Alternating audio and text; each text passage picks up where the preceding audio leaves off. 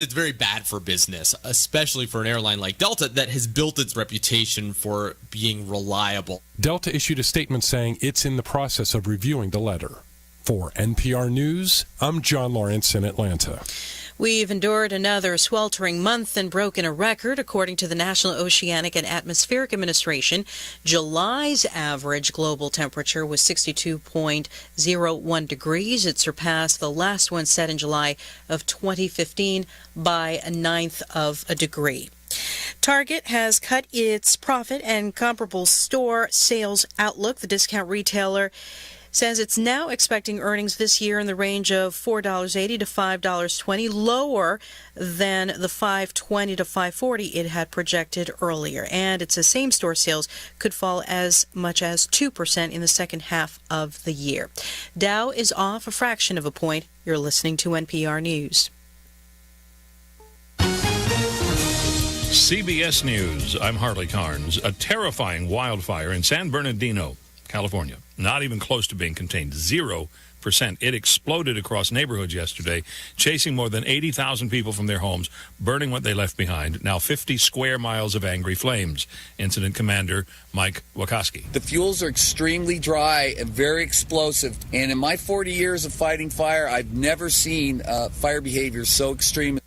Blame the wind for the speed of the spreading flames. KCBS TV reporter Jasmine Veal. I am standing here in just a wasteland of homes that have burned to the ground, nothing but ash left, still smoldering at this point, right off Highway 138, 30,000 acres, but still growing at this point with about 1,300 firefighters here fighting both on the ground and from the air. No telling how many homes have burned or will. NOAA confirms what NASA has said. July was hot. Climatologist Ira Sanchez-Lugo. July, climatologically speaking, is the warmest month of the year. However, this year, when we compare all the absolute temperatures, July 2016 was the highest temperature that we've observed ever. Another half degree or so on average, she says, can make wildfires worse. Presidential candidates get a peek into the real world of the Oval Office when they start to get intelligence briefings.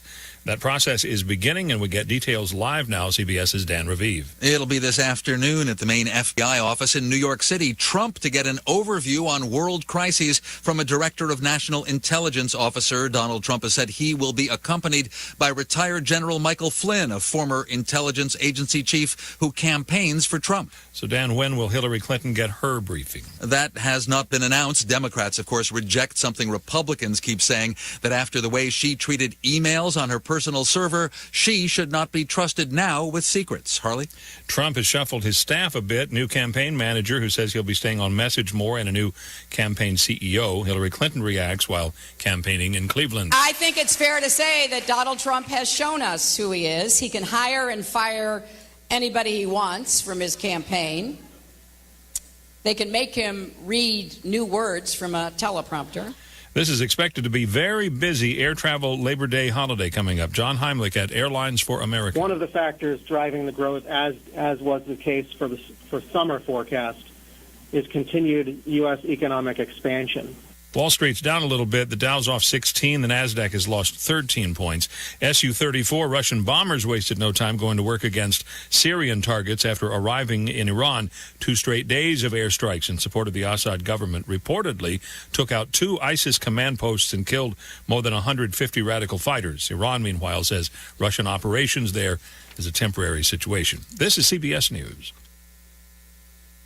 In business, risks and rewards come with every decision, like moving to the cloud with Office 365. While its benefits include anywhere access and lower costs, cyber threats and user errors can quickly wipe out data and the money you save.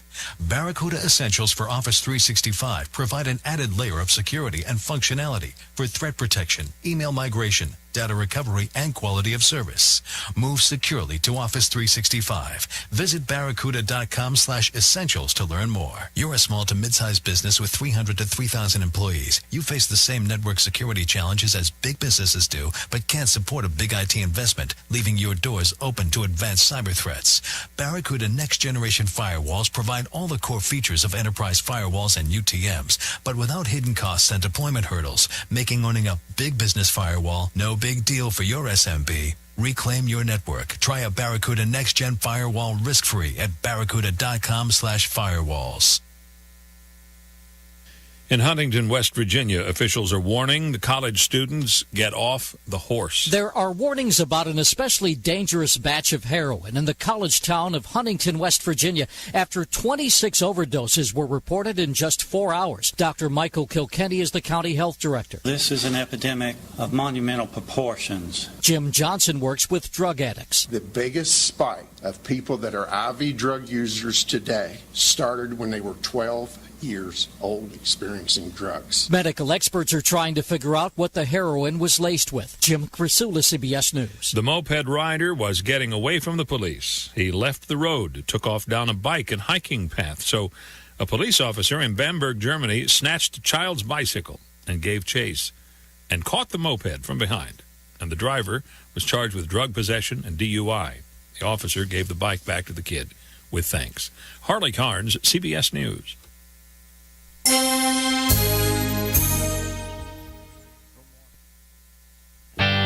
Welcome, everybody, to the Rad Life, the only talk radio show that takes you along with host and age explorer Rad Gantos on his continuing journey of discovery into life's challenges, opportunities, options, and all the latest and greatest things that come with getting older. The Rad Life is brought to you this week by Your Home for a Lifetime, a company dedicated to empowering you to stay safely, independently, and comfortably in your own home. And now here is your host, Rad Gantos. Rad Gantos, where are you? Rad Gantos, we're looking for the end of there. Look over there. Is the end of there? No. Rad Gantos, for those of you who heard this show on a regular basis, likes to cut it close. He likes to come racing in at the last minute here. So maybe he cut a little too close today here. We haven't heard from him. Hopefully he'll be here momentarily. In the meantime, his guest is here, and I thought, well, let's start the party without him here. So introduce yourself and tell us who you are and why you're here today. It is such an honor to introduce myself on the radio for Rad Gantos, who's an amazing humanitarian person. I'm Janet Norak, and I am thrilled to be here. Feel like $1 million. Well, you said this was always one of your bucket list dream things to be on the radio. Now here you are. You're on the radio. Totally. And dreams 17. Can come true. Oh yeah, absolutely. On the August 17th. 17 is my lucky number. And it has 17. Always been. Why is 17 a lucky number? That's not one normally people would pick here. My son, who plays ice hockey, has carried on that number since he was 4 years old. Now he's 17 and had already won the Nationals, and I can go on and on about You're him. You're kidding? But He won the Nationals? Yes. Oh, fantastic. Not only that, he scored the winning goal, so that's part of his background right now. So is he going to go on to be a pro player here? I would think he has a good shot at that if he's had that kind of success. We have high hopes that he'll go aiming for the stars and he will make it, and that makes us really proud. And I'm amazed happy. how many hockey players come out of Southern California, because I wouldn't think it doesn't Right. snow here. There's no ice. I would think it's always up in the frozen north. I grew up in the frozen Northwest, Minnesota, Yeah. Michigan. There were lots of people who played hockey, and so Right. Understandably Canada and upper Midwest produced a lot of hockey players, but I see more and more coming out of warm climates like this. Why hockey? How did he get into hockey? My husband is from Boston, and he played since he was a little boy. So when he learned I was having a boy, he bought the hockey puck and the hockey stick. You're going to do that. And right. truly blessed that he got the talent. There you go. So what brought you to the show today? What was there? The door squeaking? Oh, I think we hear our It's a Mr. little no, it's just a little mouse coming in there. Mr. Rad is in the house. Rad's in the house, ladies and gentlemen. Here. Great to see you, Mr. Rad. I'm so excited. He could make it. They would not. We'll tell you that in a minute here when you get on the air, when you get all strapped in. Because of the liability. Yeah, we got to strap you in. You got to flying from last week. Exactly. You always look great, Mr. Rad. Thank you. So Rad Gantos. Let's give him another. He didn't hear the Gracias. earlier applause. Give him some applause here, ladies and gentlemen. Rad Gantos in the house. Still doesn't have the headset on here. We're on the air. We're going. Well, you don't need me. You're She was ready to go, and I said, let's not curtail any of this energy here. Let's start the show. I knew you'd come. Are we doing live too? Yeah. Oh, hi, everybody. Let's get that over here. So now that you're here, we can show the studio. There you go. Now you can wave to everybody. Okay. Hello, everyone. Right over here. There you go. Thanks for joining us. Yes. Sorry I'm late. It's a great day. It's a great day. So what was it that I missed? We just introduced her. We're and one person shy. And she was going to introduce the topic and why her guest couldn't join us. So I'll let her fill in. I know. My dear friend who's 97 years old, Mr. Pagano, was really excited to come join us for the show. How I met him is I have dedicated my spare time to go visit convalescent homes and share the love and the happiness, knowing that I'm truly blessed to have that as part of my life. And sometimes in life, it's not about you being happy on your own. You got to share the happiness. And my 97-year-old buddy, unfortunately, because of the liability of leaving him come this far, I was told that I couldn't take him off the ground. Couldn't take him off the And where is ground. he currently living?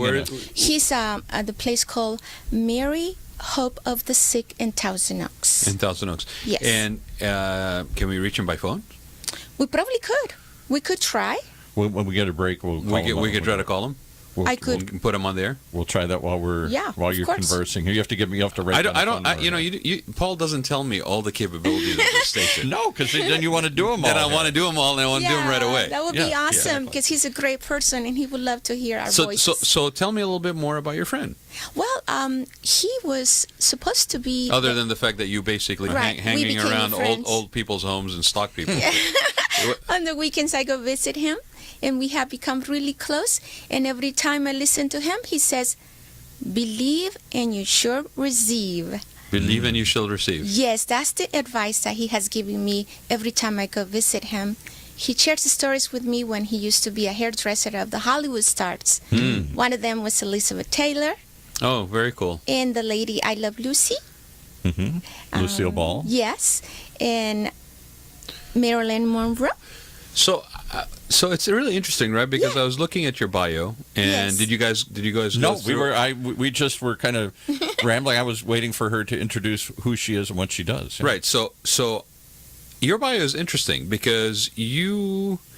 Well, how old were you when you came here? I was probably 19. 19, and And you were born where? El Salvador. El Salvador. Yes. So why the United States at the age of 18 My dad. or 19? My dad decided for me to have a better life to come to the United States. And did you come to Los Angeles from the Straight to very Los beginning? Angeles. Interesting. Yes. Okay. And what you had said that you had your family, your dad, I think, didn't you say he was like a musician and a singer? And a singer, and he actually has trophies that he has won here in LA. Oh, wow. Yeah. And my uncles, they all play instruments. They're all in the music business. What kind of music do they play? Traditional guitar, drums, mainly the guitar. But is this music from El Salvador, or is this? They're actually here. They're here. Yes. But when they play music, what kind of music do they play? They play salsa. Oh, salsa music. Yes. Okay. Latino. Latino music. Sí. And how old is your father? He's 77. And he's still playing? He's actually singing. He's still singing. He's singing. He's still singing. And your uncles are playing instruments? Yes. Wow. Yeah. And this is where? In Los Angeles In area? Los Angeles, wow. yeah. So why don't you name drop a few places where they play? I mean, do they have a give 'em a regular plug. thing that... They only play on a special occasions, so someone Oh. invite them to go to their parties. Interesting. Just for fun. Just to have the party keep going. And for as long as you remember, your father's probably been, and your uncles have been involved in the music industry, right? Totally. And when I was a little girl, I used to sing at school. They would actually beg me to sing. So we might have to have her sing. But you got a beggar. We got a beggar. We have to beg her? Yeah. You know, you've got more floor space over there, and you and Do a little move. you know, I got to do a shout out. I don't know do that you some guys moves. can see it, but Paul, true to form, is Cece. This is for you. He's in cargo pants again today. We talked about how uncool cargo pants are, and how only old men from that grew up went to college in the 80s or 70s wear them. Not to malign any Justin Timberlake songs, but Paul is bringing cargo pants. I still like them. Yeah. In fact, when I put them on this morning, I thought they're they're so practical. You have all these different pockets, and when you're like in a studio, I'm always sticking different things in different pockets. That's a very kind of strange conversation to have with yourself in the morning. Does that happen often? It happens often. Okay. By the way, just so you know, Janet, usually these shows turn into a therapy session of some sort for Paul. Because it's all about somewhere along the way, we're boomers. going to find something that is basically going to resonate with him, because it's really about aging baby boomers, and it's about just getting older and things that kind of interest you. And I represent that group.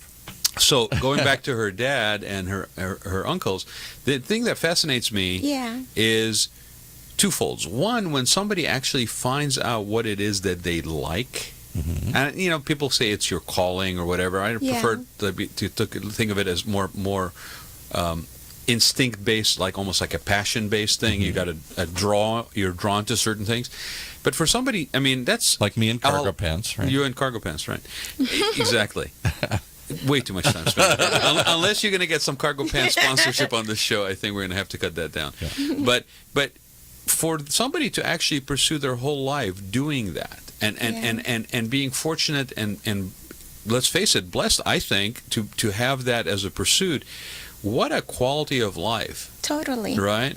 Yeah. So you, I'm assuming, coming from a musical family, from an entertainment family, let's say, from another country, here you are basically in Los Angeles. Out of all possible places to come, you come to basically the entertainment mecca in a way, Hollywood, and all the glitz and glamour, right? Right. At the age of 19. Correct. Okay. How was that? What was that like for you? A culture check. Nevertheless, I had to start with ESL classes to learn the language. Yeah. And then it took a while before I graduated from high school. But I always had a goal to become someone to help others. Which high school did you go to, Jen? I went to North Hollywood High. Okay, so again. Yeah. Wow. Right there up in the Hollywood area. So what does she do? That's what I want to know. I'm a medical assistant for almost over 15 years now. Wow. Yeah, and I picked the medical field to help others. Any particular area of specialization? Plastic surgery and dermatology. Okay. And that is interesting in itself because you're also, I know, involved with seniors. I am. A lot. So how did that happen? I mean, when you go to be a medical assistant and you're specializing in plastic surgery and reconstruction and dermatology, it's especially in Hollywood. I mean, it's all about visuals, right? It's all about this. Yeah. Young and beautiful. So how did that not happen the old and ugly? Yeah, how did that happen? Is that a cultural thing for you, or what was it? Well, I wanted to try something that I knew I will always be willing to keep growing. Oh, and that was challenged by? Challenge myself. And I found that on that field, to challenge myself.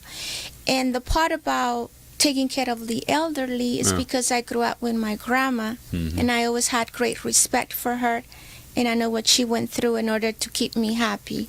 And I said, now it's my turn to make others happy, mainly those that are already above 60s, 70s, 80s. So what do? Just volunteer to go meet? Because many of these people never meet anybody. They get put in these institutions, these homes, these places, and the door shuts behind them, and nobody ever comes to see them ever again. They can have my information. I'll be happy to come share the love with them. Yeah. Well, you and I also have a common friend. Yes, we do. Right. Who's an amazing, who's an amazing person. She's amazing. Yeah, she is absolutely amazing. Yes. We talk about a person that's making just an amazing impact in such a short period of time. I can't wait to see what she does next. But who is this friend? It's the person we launched our radio show with. Carrie Kasem? Almost 2 years ago now, yeah. Okay, well, let's give her a plug. Let's give her a shout out. Hi, Carrie, if you're watching. Carrie, are you there? We love you. Let's not keep it a secret. No, Carrie Kasem. And it's interesting to me that how these people kind of draw people to you. Very much so. That are not necessarily exactly a mirroring of who you are, but either are in support capacity to what you're doing, or it's the old adage is where whether you are the student or you are the teacher, when the timing is right, you will appear kind of to each other. And we have many people come and talk about, I don't know if I really believe in that idea, but many people do. You just put it out there to the universe. Manifest destiny, kind of. Yeah, or manifest. The law of attraction. Law of attraction, that's what I was trying to think of, right. Yeah, the secret. But, well, I think there is a lot to be said that when you basically are focused on something, thoughts are really lead to actions. There's and I'll find it during the break, but there's a quote about, like passion without action is one thing, and action without passion is like you need both of them, right? Yeah. So I think when you inspire people, and I know for me, Janet, I'm assuming would be the same. In case of Carrie, for example, and what she was doing with seniors, and the real personal motivation, if you will, behind being involved in that capacity to safeguard against elder abuse, to avoid that, what you were talking about, both of you, even you, Paul, you mentioned that isolation, which is the first step, it seems. I mean, we've said it before, these things unfortunately almost sound like a playbook. These people that are basically abusive of seniors, that are such a vulnerable population. I mean, it's arguable who's more vulnerable, children or seniors, to be honest, right? Yeah. And yet we are so protective of our children, but somehow the seniors kind of fall through the cracks. Adults, they can take care of themselves, and even though they've lost that ability to take care of themselves, it wouldn't be these facilities if they could take care of themselves. Well, and you said it, and I'm sure Janet has encountered this, is that people just get basically put away. Yeah, and forgotten. Forgotten, right? And warehoused. I want to make a difference and be there for them and cheer them up. Even dance with them if they wanted to try a few moves. I don't have the experience other than my own family of watching them go into these facilities for short-term care, not for long-term, but often they're mixed together in these rehabilitation nursing home kind of things. And shocked. You see these people in there and you say, when's the last time somebody came to visit? And they said, we don't remember. That's why I'm there now. Well, and it's not just just so that we're clear, I'm not necessarily picking on assisted living or senior homes of any nature, because you know what, in this society that we live in, you could be an elderly person that is basically full capacity, full capabilities, living in your own home in a neighborhood. And the nature of people's lives is that you basically, most people basically get out of their house, get themselves in the car, drive to work, spend 8 to 9 hours to 10 hours at work, come back, they leave it in the dark, they come back in the dark. If you're fortunate, maybe you interact or somebody interacts with you. Wave at them in the driveway. But I mean, sometimes that's the extent often of the interaction, and so it's there are senior populations, and I know one. My 92-year-old aunt lives in an apartment out in the desert, and she came out to be with my parents. My parents passed away, so she never got married. She has no other family. She's out there alone, and she pretty much just stays in the apartment all day long. Occasionally she goes to the doctor or something, but pretty much she just stays in there all day long. And I'm always trying to encourage people in her apartment community, if we meet them or something, and a few people have discovered that she's there. And kids kind of the first one, that they kind of see there's somebody there all the time, and she's nice to them, and she's around. And we've talked about in other shows, I don't know if there's a way to get that population of seniors back into society again. They're shut-ins within your own community. They're shut-ins right on your own street, and you don't even know that they're shut-ins. And Janet, this is a question to you. Okay, sure. I mean, in situations like this, okay, I mean, is it? Do people just give up? I don't think they just give up. They don't have someone to motivate them, to let them know that life is still out there for them. The sun comes out for everyone. Right. It doesn't matter how old you are. They just need a little bit of love and happiness and music, and keep them active. Find a way to a reason to get up in the morning. The light. Even if it's for a walk, right? My own father, at the last year or two of his life, he was never a negative person in any way, shape, or form. But the last year or two of his life, in his 90s, he started saying, "Maybe I should die." And I said, "Well, maybe you should die. Why? I'd miss you. You would miss your grandchildren and stuff." And he said, "Well, but that's nice. You're far away." He said, "Everybody I know is gone." So you say, go up and do what? With who? all his friends, all his family, everybody he knows, he looks out and there's nobody his age there. Everybody is gone. So that's isolating. And then I think the next thing is you can't move around. My aunt doesn't stay in the house all day because she wants to. It's very difficult for her to get up and get around. But what we're talking about is something that isn't even that, you know, it happens at a certain age or whatever. I think in general there's a, you know, like when somebody says you have a you're at a risk of, you know, whether it is to contracting a certain disease or illness or whatever, you're at a high risk.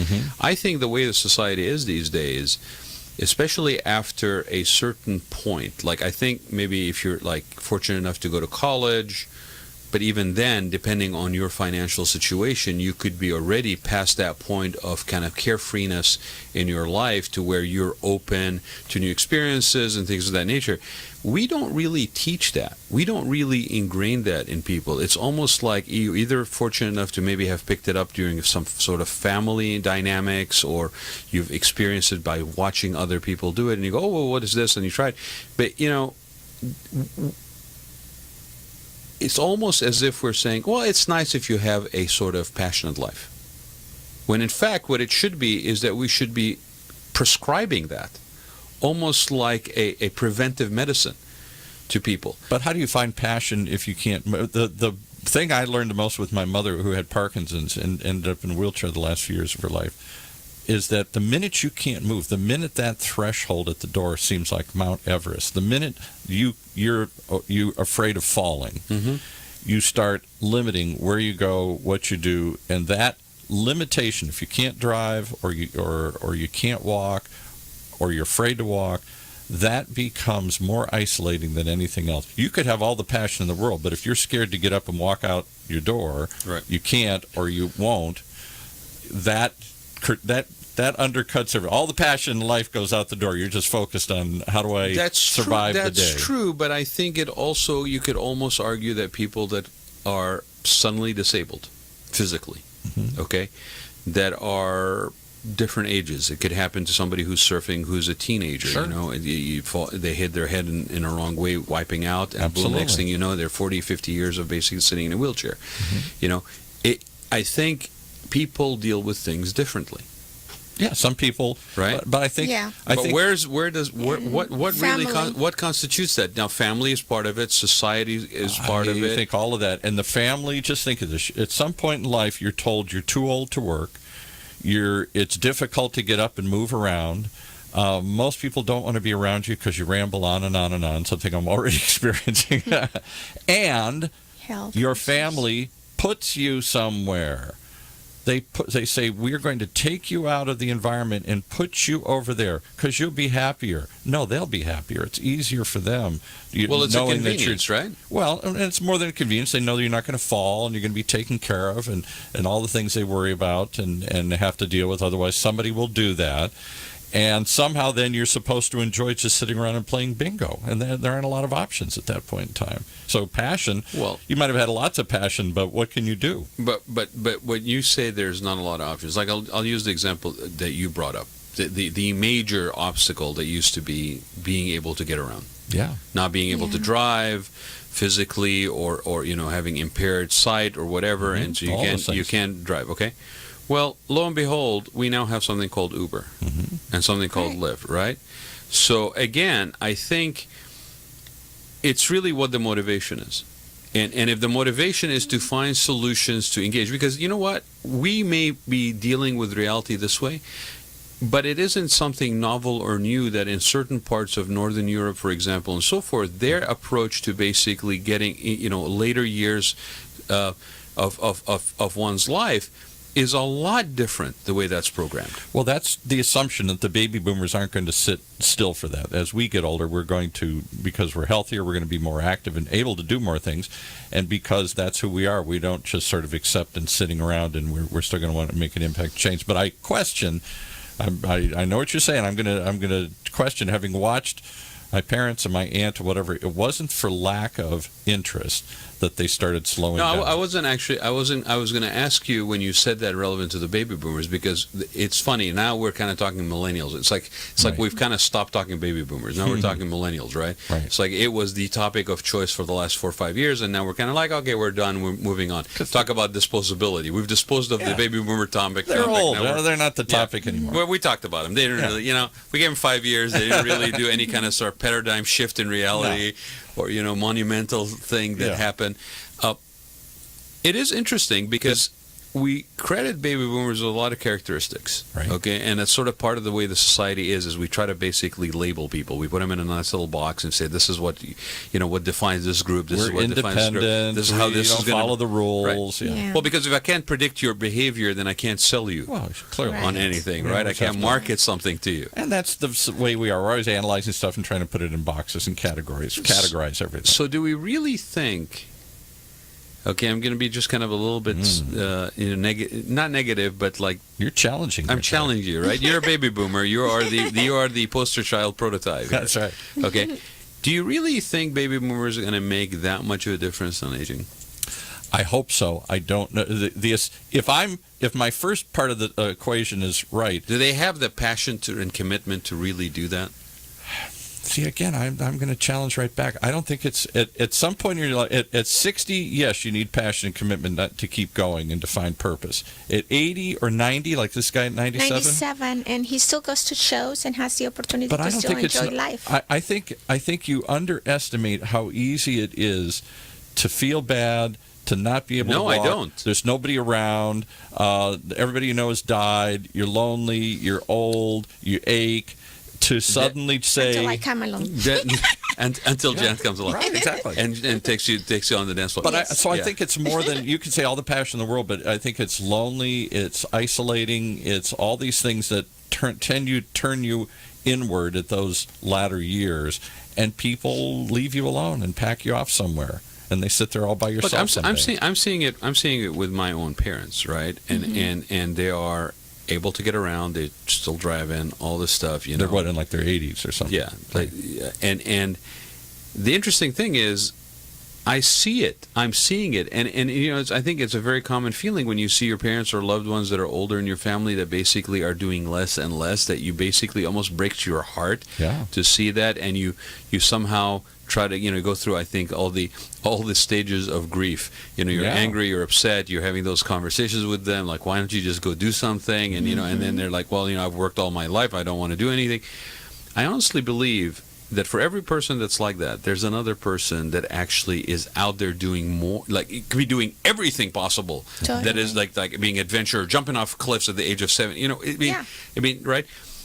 And I think that determines, for example, like if you go to Sun City, where my parents left me a house out there, that's a very active and vibrant community of people who are probably they're probably not in their 90s. At some point, you leave Sun City and go into an assisted living facility or whatever. If you have the money to live in Sun City, you're probably not going to die there. But is it 50 plus? 55 and older, Yeah, and I say most of them older. are probably 65 to 75, 80. It's kind of that range. After about in their 80s, at some point, the house gets too much and you downsize, and you probably, in the 80s, certainly in the 90s, if you're still alive at that point, you need extra help and extra care. All right. So these are people who came from all over the country and said, I don't want to just sit and wither away. I don't want to withdraw. But for every one of them that comes out and says, I'm going to join a community, I'm going to join the local senior center, I'm going to live life to its fullest to the last possible moment, I think the majority of the people start withdrawing at some point in time. And that's sad. And I don't know how you stop that, because I understand the symptoms of why you do it. And that is that is the challenge I'm putting out there, okay? Yeah. It isn't trying to force a certain behavior on people, okay? It's not going to be the case for every single person that they're going to basically, want to do this or have their eyes kind of open to the possibilities. I also think it has a lot to do with how early you start on it, because it is harder later on in life to maybe basically see yourself especially if you're in depression and all this stuff, see yourself in a different light. But I think as a society, we really are not engaging that. Even the activities that I see seniors doing, even the programming I see happening in senior facilities, in aging councils, all this discussion, right? I don't see. I see a.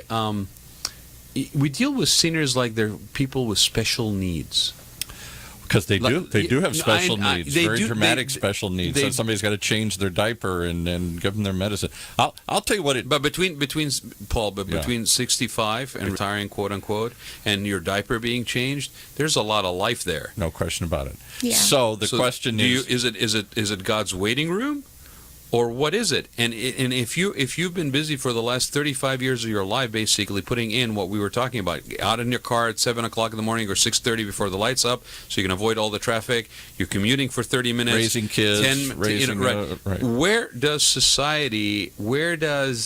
Not that it is society's responsibility, but where do we present visual alternatives or visual possibilities to people what your life could be? I'm going to go back one step. Do we value? To do that, we'd have to say there is still a role for you in society we value. Or the minute you retire, which is supposed to start around 65, it seems you're no longer a productive member of society as far as how we define productivity. You got 2 or 3 choices at that point in time if you still have the health. One, you're supposed to go play endlessly. Get on endless cruise ships, play golf endlessly, play. You worked out, now you're just going to play. That gets worn out real fast. Believe me, I've seen it in the sun cities of the world of my parents. Especially if you're not good at it. The second, if you don't play, then you are supposed to just be the perennial grandparent, take care of the family. You're the patriarch of the family. Mm-hmm. But that's only a minor role. People come see you once in a while. You play with the grandkids and then they leave. And the rest of the time you just sit there waiting like in a box for them to come out and take you out of the box and take you to the party and do something with grandma and grandpa here. And you're supposed to live for them and for that. The third is, I think a lot of people are just, again, I think it's you're lonely, you ache, you're tired, you just start withdrawing into this tiny little circle. And once you head down that path, it's hard to get them out of that path, even if they have the money and the health to do it. People listening to us this week are probably going, "Oh my God, am I depressed listening to this show today?" Right? This is where we're all heading there. Right. But I think we want to stop that. But that's my whole point. Is we're all heading where? We're getting older. But there's in my mind there is no predefined destination. Mm-mm. Okay. But I think what's missing is the purpose at that point in time. Is the purpose to play? Because I've worked all these years, is the purpose just to take on a new role as a grandparent or something? I think of that of myself as a grandparent now, and that's a big focus of our life. Or is there some other purpose? You're going to start a business? Or are you going to start a new relationship? Or are you going to... I mean, any and all of those things are possible. People get married in their 90s. They go especially when half the population of baby boomers is divorced. But we do not think companionship is going to be a driving factor. I think the minute you are out of the workforce, that's a huge other thing, male or female. Your purpose to get. Why do you get up in the morning? Is it just to have fun? Is it just to go smell the roses? Well, maybe a little bit of that. Right. And what am I saying here, Paul? Purpose. Yes, but purpose as defined by who? I think the baby boomers need, I think where we're going to differentiate, if we do it all. What was your purpose when you were 30? So I'll go even further back. What was your purpose when you were in their mid-20s? Party. and did That's you? gross. Yeah. Okay. And have fun. Explore. Okay. Try everything. Okay, no, let's stay with have fun and explore, right? I did all that. Okay. Oh, but you see what you see what you just did, right? You just put it in the past tense. Yeah. Right? What did you do in your 30s? I think your 30s and 40s are about building. Not I don't know if I generic. What did you do in your 30s? I think the 30s and 40s are the same. I don't think there's much difference in your 30s. You're starting family, you're starting a career, you're starting something. So was there a conscious change in you decided I'm changing this from 20s to 30s? Absolutely. Or did it just happen because of demands on your life? Conscious change. Okay. For me, it was very conscious. And when you made that change, so you were partying footloose and fancy free and pretty much, immortal and nothing was going to ever happen to you, right? Right. The hash bashes of your life. and it's going to come up, right? It's going to come up. Thank goodness we didn't have Facebook in those days, because there'd be pictures. Remember, I did find something. I did find some stuff, right? So don't tempt me. Get ready. Right. Yeah, he was actually shocked what I could find about Really? that. Yeah, he's like, "Where did you find out about that?" University of Michigan. But okay, so you put it in the past tense. Yes. Okay, so all right. So here's an interesting question to ask you. When you made that conscious decision in your 30s and 40s to get serious, time to get married, time to get married, time to get a career, cross that couple of other things on my to-do list, was it, or wish list?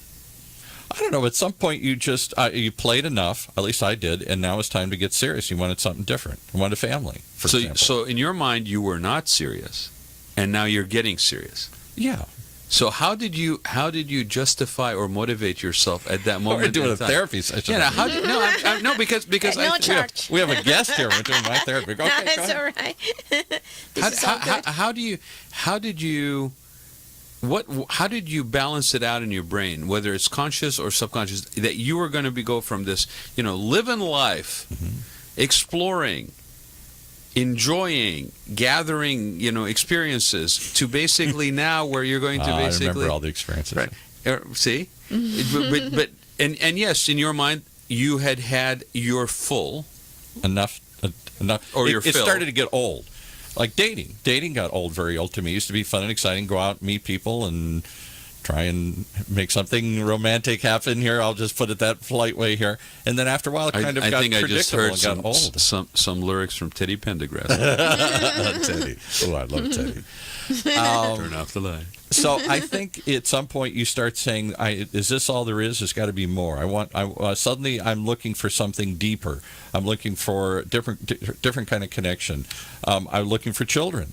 All of those thoughts started going through. Those weren't there in my 20s. I wasn't thinking, no way. A woman came up and said, "Let's start having children and get serious." I'm like, go away. That's the last thing on my mind. And so here you are in your 30s and 40s, and you're basically, and I'm going to make it. I'm just going to assume that there was meaningfulness in those pursuits for you at that point in your life for a multitude of reasons. You're getting older, whatever. Maybe you don't have people around you. Don't you think your taste changed? Everybody has. All your friends are having kids. You don't have kids. Whatever it is, right? Mm-hmm. Okay.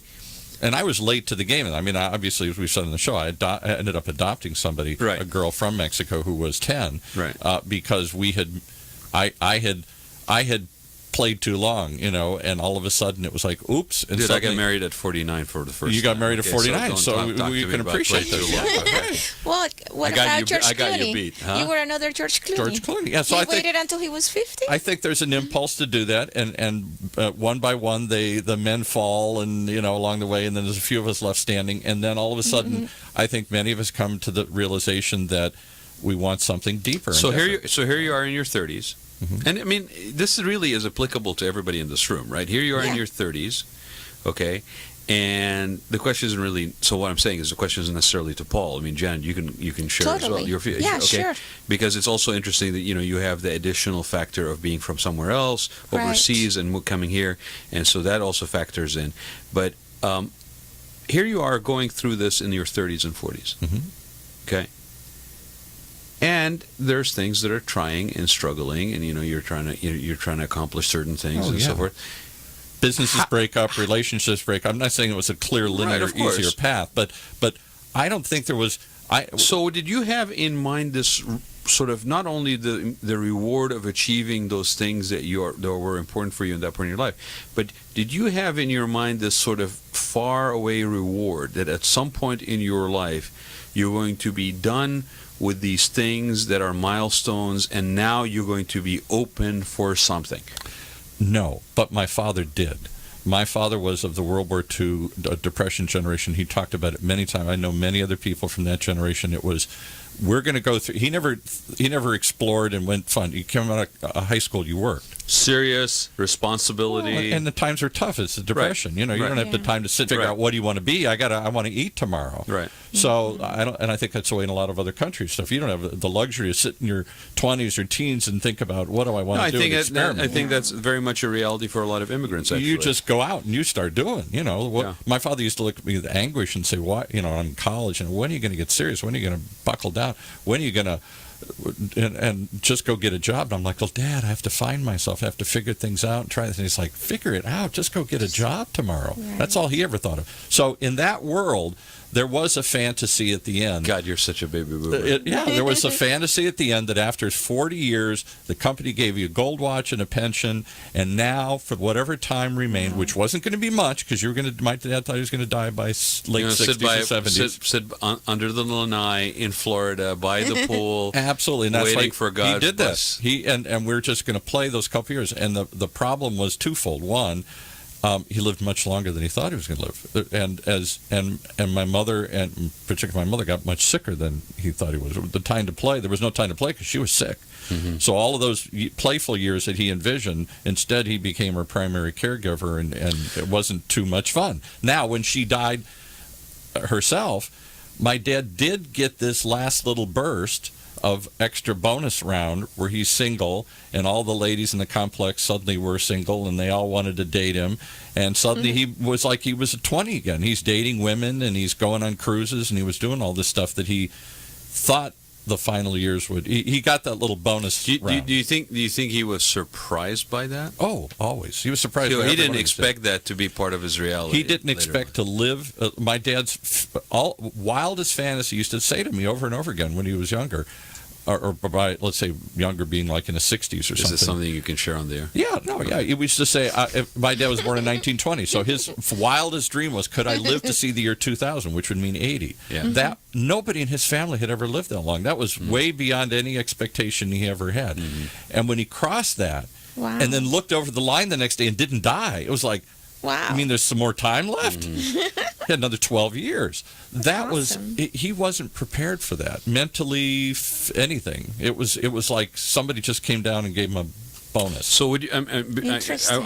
We're going to take a break, but I want to just, one of my favorite sayings is that happiness is not a destination, it's a journey. Yeah. Do you think that generationally, that is maybe something that resonates with either Gen Xers like myself, maybe baby boomers, but not necessarily with like your dad's generation? Yeah, my dad. I'll say was this. it more of a destination, like you work towards that goal, and then that's when you're happy? Life was linear. You went to school, you got married and got a job, and that was most of your life, raising a family, building a career, and then when that was over and the kids moved out and your job ended, life was pretty much over. You had a couple years left to enjoy it. That was what Social Security was supposed to be. They picked 65 because everybody died around that age. Gee. So you had a couple years to live it up and go see the world if you were healthy and if you had the money. Otherwise, you just sort of waited for it to end. Now, all of a sudden, it doesn't end for 30 years. Right. Which if you felt that you could deal with that isolation, aloneness, whatever, because somehow it was going to be a short period of time. Yeah, a year or two. You got to be scared to death now that you're looking at such a longer period. And I want to go to the break, but when we come back, I want to talk about what we can possibly do for that. Perfect. Beautiful.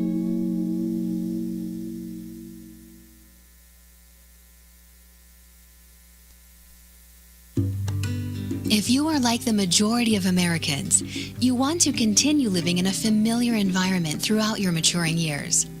In fact, according to many surveys, 82% of homeowners overwhelmingly prefer to age in place, which means living in their current homes safely, independently, and comfortably, regardless of age or ability level.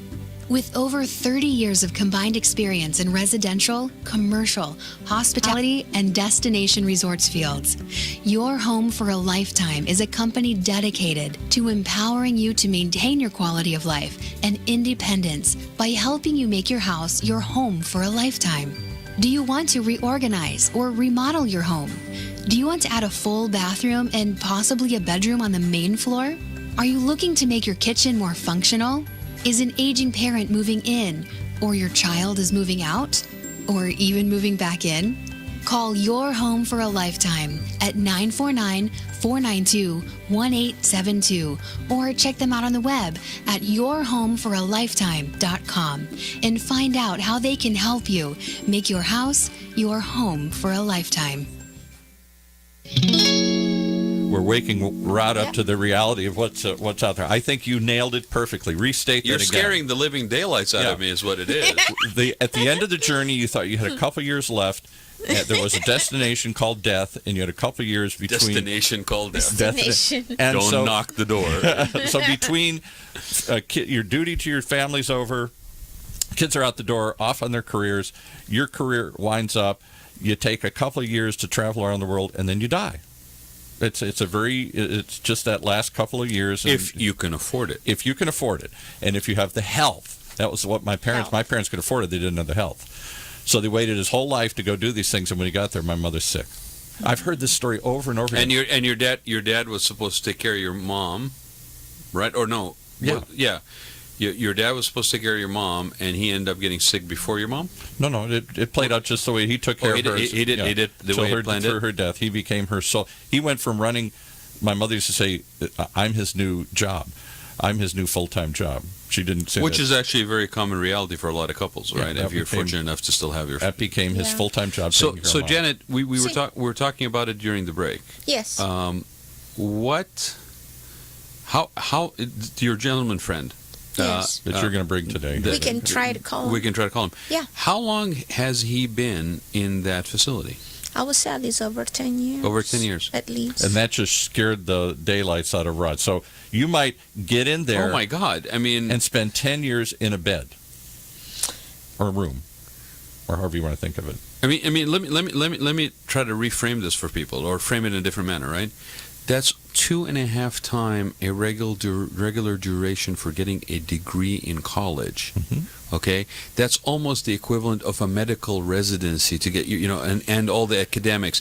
And you're sitting in a room by yourself. Where you have. I mean, can you share with me? I mean, I'm not picking on this facility. I'm not picking on this facility at all, right? No, totally. But could you share with me sort of a typical day for this guy? Well, like I was there this morning, and I have to say they treat him like a queen, like a king. King, right? Yeah, he's not. He's a he. Well, it's Hollywood, so I'm not going to. We don't have to make that assumption. And he introduced me to the people that take care of him, and he said, "These are not my friends. These are my family." Mm-hmm. Well, if he's been there 10 years, yes, they're his family. Does he have a regular family? Him. Does he have children and other people? Totally. And do they come to see him very often? I think they're far away. They're far away. They're not close. Yeah. So 10 years, he doesn't have daily or weekly or even monthly interaction with his family anymore. They're far away. That's very typical. And they love, and believe me, I'm not trying to slam these facilities, but for them, he'd be doing this in a room by himself. Right. But by and large, if I'm guessing correctly, there's a routine he follows every day. He gets up, he has his breakfast, he does this, and he does this. But he spends probably a lot of time in bed and a lot of time isolated and alone. This is basically. And I come visit him, and then he's the happiest man ever. This is a building with basically rooms. Rooms and other people, same age group. Right. That just practically sit there. I'm curious just from a design perspective for me, right? Okay. Lobby. Mm-hmm. TV room. Dining room. Yeah. And a garden. A little garden. Maybe a little therapy room or something, and the garden has like a little lake with little ducks. Right. So that's nice. That's about it. But that's it. They wheel you out. You look at the plants. You say, "That's nice. I'm tired. Get me back in my room." Any sort of field trips? Any things of that nature? Liability. I'm not aware. You just said the word liability. We couldn't bring them here. Yeah, they would liability. Not They fall and they hurt themselves and stuff. You don't take them off the property. Me. What would you do if he hurts himself? You don't take them off the property. But this is what I'm talking about, right? That's the standard model. He got all dressed up. He was like almost in a tuxedo to come here. And then was told excited. that he could not, because they didn't have his immediate family's permission to take him off the property, and all the waivers you'd have to sign to do that. And when we as a society find ourselves in that situation, Paul, not only is this gentleman denied an opportunity to have a memorable experience, that 97. Right, but also we as a society are denied the benefit of that gentleman because he's been taken out of society and put somewhere else where we don't see him. That's what I was trying to get at. When my aunt sits alone in her apartment, she started realizing there's some kids playing around, and so a couple of the moms kind of look to her now because they're working moms. They can't necessarily watch the kids. Not that they're leaving them alone, but the kids are running around. It's another eye to watch them. It's another, and the kids get to interact with somebody they would never otherwise see, somebody in their 90s. These people don't exist in the complex. They've been taken and removed from, they're taken out in the middle of the night and stored somewhere. So the kids don't grow up. There's a handful of kids in her little apartment that just like think all furniture I put in a storage area. That's a very powerful analogy. That's a very powerful. I never heard that before, but that's a very powerful. And we put it in storage.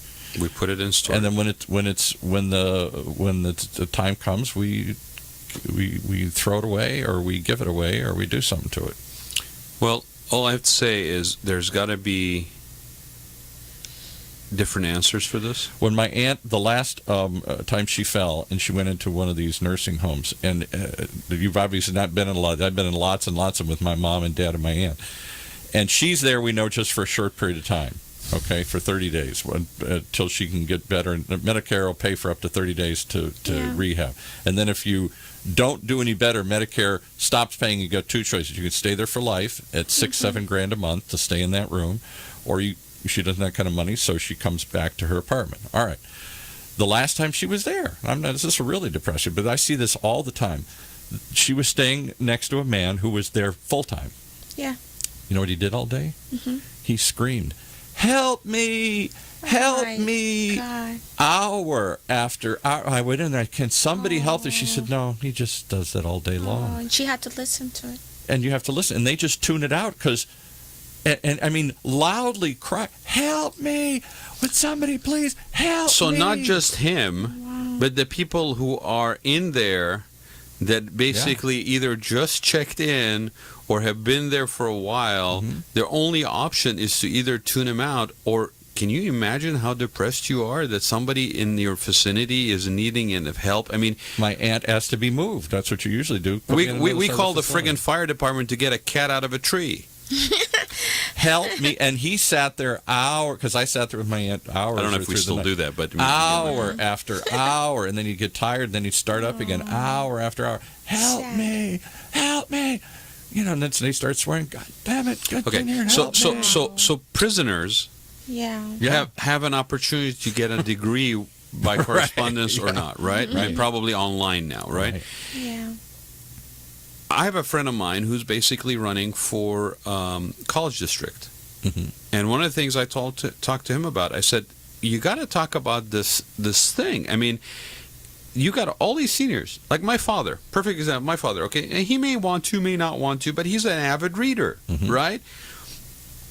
Loves history, loves that kind of stuff, right? Maybe not specifically my father, but I cannot imagine that other people, maybe even in those homes, okay, are not interested in possibly engaging in a pursuit of a degree, a certificate, a program of some nature. Not only is it for their own personal edification of achieving a goal, but also from a cognitive perspective, that is a healthy way to maintain cognitive. So let me be blunt with you. Okay, so let's say the facility says we're going to add this facility. A couple of them have. I know. It's a liability for them to. Well, not just a liability, but that's one issue. Manpower. There is one staff person, there's one nurse for 20 beds or something. I don't know what the ratio is, but it seems like about that. She's got 20 rooms on the floor that she's going up and down giving medications to and whatnot. And this guy's screaming, "Help me." Let's say instead he said, "Help me," because none of them are computer savvy, so they can't do it themselves. So somebody's got to go, not just teach them, but somebody's got to pick them up and help them do this, to stay with them as they go through this. Now, maybe that'll be different with us baby boomers because we have this ability to do this ourselves. That man didn't know how to operate a computer. If you gave him one, he wouldn't know what to do. Yeah. So you don't have the staff. They have other places, and they'll say, come on down, and let's do bingo, and we'll do movies and stuff. Most of it is just time waster stuff. And some people do that, but the majority of them said, I'd rather just watch television or sleep. And that's what they do, 9 out of 10 hours. We have to go see it. That's what's happening out there. Paul, I understand that. And if we flashed back to 20, 40 years ago, it would be the same thing that's happening out there. Except they died quickly. I understand. So their pain was over shorter. So now we have people that are suffering longer. My father used to say, and I think the statistics pretty, because he looked into this, that once you went home, you averaged 2-3 years tops. That average has been blown way up. People are spending a decade or more. You know, I will tell you. Because of the miracle of modern medicine. I will tell you, I think we need to have a conscious discussion about this stuff and come up with ideas that are not just life-sustaining, but life-enhancing. The programs that are basically driven by life-sustaining is great, but that is a starting point. It's like when people tell me, well, handicap accessibility guidelines to allow people to basically have, accessible spaces. I look at it and I go, ADA is the beginning. We should be shooting for universal design, equality of usage, right? And not how do I accommodate certain things begrudgingly so that some people can maybe have the sense of equality, even for a moment. It's the same thing here. We have to basically stop looking at life-sustaining as being the only end-all, be-all. I understand there's we're taxed by cost, we're taxed by all of this stuff. But again, that's the only function of these facilities, is to keep you alive. That's their purpose. That's what they get paid for. That's why you put the people there, to just keep them alive. I'll tell you something. I'll tell you something. You're gonna if those facilities are going to be a losing business model if people continue to live longer. Why? They make more money off you. Because at some point people are going to say, just put me out to pasture. Well, that's a lot of people do. I can't tell you the number from my uncle before he had cancer for a couple of years, and I'd go over and visit him, dutifully once a year, and think, okay, I'll go see this guy, and he'd take me aside and he'd say, "Kill me." Wow. I say, "What?" He said, "Please, just kill me." Right. Wow. Kill me. Right. No, we're not going to kill you. You're looking great there. And he's such pain, and he was so unhappy and so sad. I'll share something with you that I've seen happen. Don't you ever see that when you go out? Yeah. There are people. She goes into these facilities. I only go in when I had to go. I don't know that you've gone to many of these facilities or any of these facilities. Go see them. We should do a field trip. That's what you should really do. Go see what it's really like. Do we want to try to call your gentleman friend? Should we? Let's try to give him a call. I'll share this while you guys are trying this. Right. I'm seeing some. It's not necessarily a brand new thing. It's been going on for a couple of years, but a lot of colleges, a lot of universities, especially Ivy League universities, right? It's interesting. They're building facilities that are really geared towards their alumni. Adult learning, that's a big growth area in colleges and stuff. Also, online learning and adult learning. There is accommodations. There's almost like timeshare condos on college campuses, where you basically invest in a retirement condo. In an environment that is education-based. I would love that, because you could go to see lectures, you could do all these things that you didn't maybe value enough at 20. I wish I'd gone to see more lectures and stuff at 20 instead. I was out at the hash bash or whatever, Right, and we may be looking at the model for what that kind of future looks like for people that they want more enriched life. And the other thing that I think, I'm going to hand her the phone here and explain to her, just go out and call them on this handset, because you're going to go through some layers to get him. He probably doesn't answer the phone here. But while the other one where they try and integrate, there was a movement for it. We haven't had anybody on the show, but somebody talked about it on the show, where they try and get seniors out of their isolation and back into helping babysit, parent, guide, mentor kids in the neighborhood. So kids and grandparents are both home alone. Putting kids daycare in senior facilities. Exactly. Yeah. And so just step outside here. Okay, and try to get him on the phone. Okay, perfect. Like I said, And then if you do, just put them on hold. Okay, perfect. I guess really it comes down to this. Because otherwise, you're going to sit there for 10 years. As a society, we need to figure out: are we, which I think we are, really deciding when it is that you stop living? You stop living when you stop not working. you stop breathing. You stop living. Stop living when you stop working and you stop having purpose. Right, but Paul and I, you know Not me, just passion, you know you got a me. I purpose. tie it together, right? Right. Here's why I asked you the questions I asked you earlier. You, in part, stopped living one way when you decided in your 30s and 40s that it was time to get serious. Okay? And if that was your dad who had gotten more serious, let's say in his 30s and 40s, because he was never, the loose, wild and crazy guy that you are, right? Right. Is that a Steve Martin reference I just made? Wild and crazy guy. And to him, he got serious at 30 and 40 more than he was before. Now he's at 60 and 70 and he's looking at retirement. And he's been in this serious mode of responsible, accountable, right? My mother and I both thought he would die within a couple of years because he could not handle with life without that sort of responsibility. I mean, dude, we almost need to provide people that are retiring with a debriefing of how to relive life. I'll give you another example. Yesterday, just as an odd aside, we had somebody in who was talking about how she had just gotten retired after a long career. Is he on? Apparently he's taking a nap. Oh. Taking a nap. Okay. We just got on with she just retired after a 30-year career, corporate career, and we were kiddingly saying to her on air, so what do you do now? And she said, well, I try and stay active and I try not to just sit around and waste time. I try to have lists and everything. And the one guy said, put down the damn list. And she's like, I don't think I could. If I did, I'd stop living. Because what do I do tomorrow? Just sit there and wander around the yard? Do I just go down to the ocean and stare at the waves? How many days am I going to do that? You know how I explain this show to people? No. I tell people, well, yeah, it's kind of difficult to figure out what the heck we're doing here, but I tell people the format of this show is one that organically came out of just doing the show, and really what it comes down to is I feel I am blessed every week to have an opportunity for an hour to actually sit down and have a conversation, okay, without an agenda, right, without a to-do list, without having some sort of goals that have to be accomplished by by virtue of having the exchange, an action plan at the end, and an action plan at the end. And okay, you know what? After we're done, I'm going to send you an email summarizing our time together, right? Some shows, not your show, do takeaways. And what did we learn in the last hour? And what are the action steps? And it becomes let's do that first for I was going to say we're not on FCC. No. That's not, okay. For poop and giggles, right? But let's just do that, right? Okay. What are the takeaways from this show today? Takeaway is Rod doesn't realize there's a lot of people warehoused for long periods of time waiting to die. I do realize that. Your guest does. We didn't get a chance for her to talk to him today because she's one of the angels that goes out and visits them.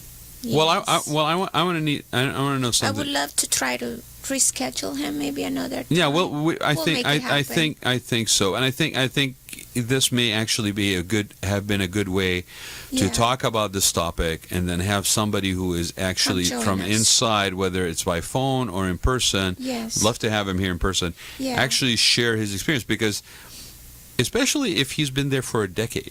Right. Okay.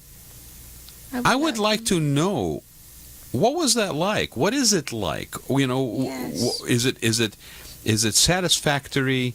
Is it satisfactory because you get to a point where you just basically accept that this is your fate?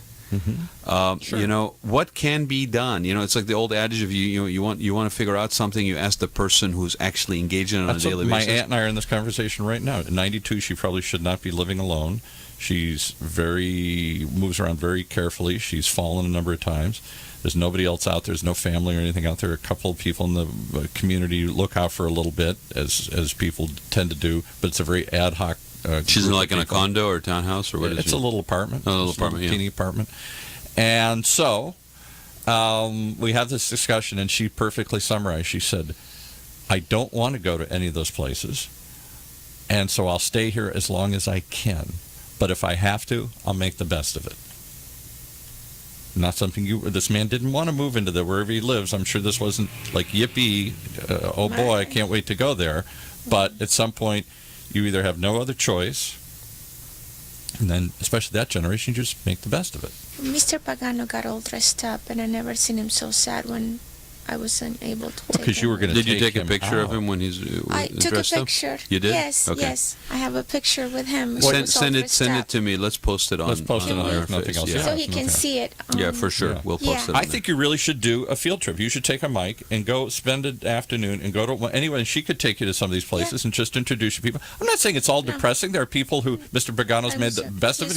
This is his family. I'm not. This is his I'm life, not saying it's depressing. No. I'm just saying that. But it's shocking. There's got to be more options and opportunities for us to, as a sophisticated society, to figure out other things than to basically, I'm sorry to put it this way, bluntly, but to deal with our seniors like they're old pieces of furniture that we put in a storage warehouse. That's all. That the entire model is warehousing. And you know what's ironic? It's exactly the same thing you do with storage. You put the stuff in storage. It's stuff that you don't really want, but you have some sort of sentimental, unclear attachment to. You can't throw it away yet, and so you put it in storage, and you forget about it as you go on with your life. Right. And over time, the storage company loves you because they're just charging you on a monthly basis. That's right. It's right. And then what happens when you stop paying? They basically sell that storage content out for pennies on the dollar. And that is and we've talked, I don't know if I've talked to you about this, but I think we did. We had talked about it on one of the early shows about how storage units actually did not even exist until the 40s and 50s. Oh yeah, until we became an accumulative society. I'll tell you the other thing that's very shocking when you're in facilities for a long period of time, people just disappear in the middle of the night. They die.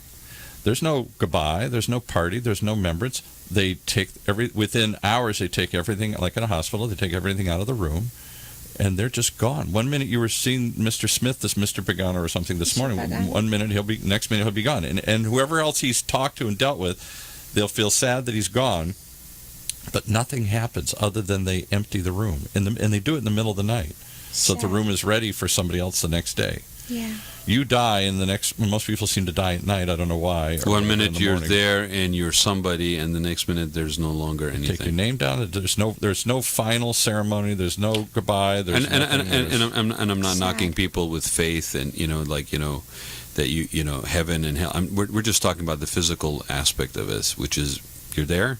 You're vibrant. You're waiting for Janet to show up so you can do a little salsa, and then the next minute he's gone. That's what they'll say. He's gone. Oh, okay. So how long? You'll show up one day and he'll be gone. How long have you been doing this? Where you basically a couple of years. A couple of years? Yeah, because once my son turned as an adult, he's driving now. I see myself with a lot of spare time on your time, and I said, what can I do to make a difference? But you seem to see this as you're very smiling. So how do you deal with that, Janet? I mean, I know you're an upbeat person, but how do you deal with that, really? I mean, I deal with it when I go home. I don't show it when I'm there. And how do you deal with it? I pray. I pray. I mean, I must believe that it is hard. It is hard. Right. I mean, it's very you get wonderful that you're doing this thing, but it is actually a hard thing, right? And I'm saying that because a lot of times also society-wise, we don't really understand the demands on caregivers. We have this thing about abusive caregivers and all this stuff, but this is a very emotional. It is. Can I tell you one way that? And you're volunteering. Totally. So you can walk away any minute with somebody who's actually doing this as a job. Can I tell you one of the ways that I suspect a lot of them do it? It's what my father told me. My father was in World War II, bomber pilot. He was in the early wave. Bomber pilots died at a very high ratio. First mission went out, 50% of them died. So he quickly said after that, I said, what did you do? And he said, well, one of the things you do is you stop talking to everybody in the barracks, because I don't want to get to know Rod too well, because you may be dead tomorrow. So I'll know you kind of, hey, Rod, how are you? But I'm not going to get too close to anybody in that room, because I can't deal with every day we go out and 10 more of them die and 10 more. I really don't want to get to know your name that much. I suspect That is very similar to what's happened. Yeah. Yeah. They're not mean to them, but I just don't want to know too much about you because I know you're going to be gone. Every day we're going to lose somebody here. Every week we're going to lose somebody here. So I don't want to get to know them too well. I guess, and I'll end with this. I think we're past the time. Okay, I'll end with this. I think it really comes down to where we individually have to basically decide: are you going to be in a save and protect mode, be yourself, or protect your emotions from other people and how you involve yourself, or are you going to celebrate? Are you going to be in a safe and save mode, or in a celebrate mode? Because if you're in a celebrate mode, then you take the risk. You honor the human being that's there, and you engage with them. If you don't, if you're in the save mode, and I'm not knocking one or the other, but I think we all have to do some deep thoughts about us, and as a society we need to come up with alternatives. Because I'll tell you something, and I'm going to be very selfish. I'm 52 years old almost. I'll be 52 in January. Okay, I'm sound like Paul, telling everybody I'm going to be 60. I'm already 60. I'm already 60. Okay, so be warned, from now until January of next year, I'm going to be telling everybody I'm almost 52. But I'm going to be 52 years old. Great age. When I basically get into my 60s. Yikes. Hard to imagine. Right, exactly. I'm going to be 61 Actually, not so hard to imagine. I'm going to be 60. I'm a decade older. I'll be 61 in January. Okay. Is 60 for you right now better than you imagined it would be? Yes and no. I think there's always two answers to that. Well, but that's life. As Charles Dickens wrote in A Tale of Two Cities, it was the best of times, it was the worst of times. In some ways, the older you get, it's the worst of times. But in some ways, hopefully you find things. I found a grandchild. I never knew how much fun it is to be a grandfather. So in that way, I'd have to say it's the best. But yeah, I can't. I'm withdrawing. I'm not as active as I used to be. I'm being forced to because I have a grandchild again. But we used to go out more and do more things and whatnot. Not just. I don't know why we don't. That isn't the priority anymore. Well, all I'm saying is when I get your age, 80 or 90, yeah. There has to be more to how we address and deal with our older members of society. I'm not even going to call them seniors or elderly. They have a lot to contribute. They deserve to have options and opportunities in front of them should they choose to exercise them. And this sort of put them in storage, that's just not good enough. No. Spoken like a baby boomer wannabe. That's, I think, the definition of what the baby boomer does not want to go through. Because we know that period is not going to be short, we're not willing to just be warehoused, I don't think, as a group. No. We are going to demand something different. Well, like I said to you before, I've thanked you for blazing the path as a generation. So I hope that you guys do that, because it will make it a heck of a lot easier for my generation, Gen Xers, following suit, and millennials after. Because there's one thing that's for sure: none of us are getting out of this alive. I am, but not you. Thank you. Thanks, Janet, for being here. It was such an honor. We'll have you back with Mr. Pagano, and we'll make it happen. We'll post Mr. Pagano's. You send me that picture. I have actually. I even took a video of him this morning. Okay, we're going to post it. So if anybody's interested in saying hello to Mr. Pagano indirectly through Janet, look for the Raad Life Facebook page or the OC Talk Radio Facebook page. And please send your best wishes to him. He was all dressed up. I wish he could make it, and hopefully we'll try again. Thanks for joining us this week, and we will see you again next week.